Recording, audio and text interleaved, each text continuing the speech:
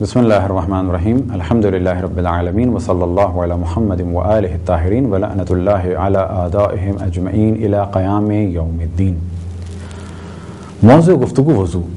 ہماری اس گفتگو کا عنوان ہے اعضاء وضو یا وضو کے اعضاء کے علاوہ اگر کچھ ایسے حصے ہوں کہ جو عموماً لوگوں کے جسم پر نہیں ہوتے تو ان کا کیا حکم ہوگا۔ فرض کریں کہ کسی کی کوہنی سے اوپر ایک ہاتھ نکلا ہوا ہے چھوٹا سا، تو آیا اس ہاتھ کو دھویا جائے گا؟ تو یہاں پر جواب یہ ہے کہ اگر کسی کے خدا نخواستہ اس طرح سے ایک حادثہ ہو تو کیونکہ یہ ہمارا سیدھا ہاتھ ہے تو اس کو کوہنی سے نیچے تک دھونا ہوگا، اس حصے کو نہیں دھونا ہوگا۔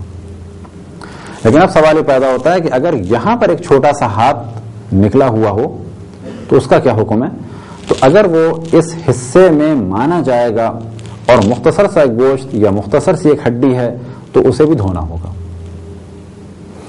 اسی طریقے سے بعض لوگوں کے یہاں پر ایک انگلی نکل آتی ہے تو اس انگلی کو بھی دھونا ہوگا کیونکہ وہ اسی ہاتھ کا ایک حصہ ہے۔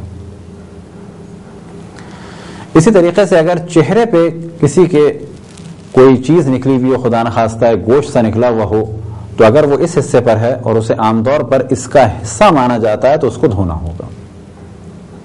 لیکن اگر خدا نخواستہ کسی کا یہ حصہ بہت زیادہ بڑھا ہوا ہے تو اسے چہرے کا حصہ نہیں مانا جائے گا۔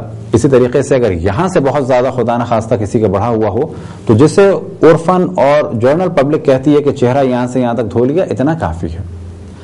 اور یہی مسئلہ آ جاتا ہے بعض لوگوں کے اگر یہاں پر بال ہوں یا کوئی کالے نشان ہوں ان میں پانی پہنچانا ہوگا، اور بالوں کا حکم جو داڑھی والا ہے وہ یہاں پر نہیں ہوگا کیونکہ اگر کسی کے کالا نشان ہوتا ہے اس میں بال ہوتے ہیں تو مختصر سے بال ہوتے ہیں، اس میں پانی پہنچانا ہوگا۔ اور اگر کسی کو کوئی مسا ہے تو اس مسے کو بھی گیلا کرنا ہوگا کیونکہ وہ چہرے کا حصہ ہے۔ اور اگر کسی کے جسم کا کوئی حصہ کم ہو، مثال کے طور پہ کسی کا سیدھا ہاتھ ہی نہیں ہے تو پھر اس پہ سیدھا ہاتھ دھونا واجب نہیں ہے۔ اور اگر کسی کے سیدھا ہاتھ فقط اتنا ہے اور اتنا ختم ہو چکا ہے کسی حادثے کی وجہ سے یا پیدائشی طور پر اتنا ہاتھ تھا تو اسے فقط کوہنی سے یہاں تک دھونا ہوگا۔ اور اسی طرح سے اگر کسی کی انگلیاں نہیں ہیں تو وہ فقط یہاں تک دھوئے گا۔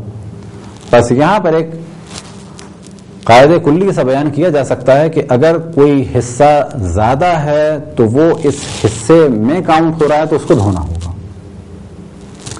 اور اگر کوئی حصہ کم ہے تو اس کا دھونا ساقط ہو جائے گا، یعنی پھر ہم پر کچھ واجب نہیں ہے۔ اسی طریقے سے اگر کسی کی ٹانگ نہیں ہے تو پھر کوئی بھی اس کے لیے پرابلم نہیں ہے، اسے فقط الٹے ہاتھ سے الٹی ٹانگ کا مسح کرنا ہوگا۔ یہ تھے چند مختصر سے مسائل ان افراد کے لیے کہ جن کے ساتھ کوئی جسمانی پرابلم ہو۔ خداوند تبارک و تعالیٰ سے دعا ہے کہ بحق محمد وآل محمد ہمیں اپنے رسول اپنی حجتوں خصوصاً امام زمان علیہ السلام کی معرفت اور اطاعت کی توفیق عطا فرمائے۔ وصلی اللہ علی محمد وآلہ الطاہرین۔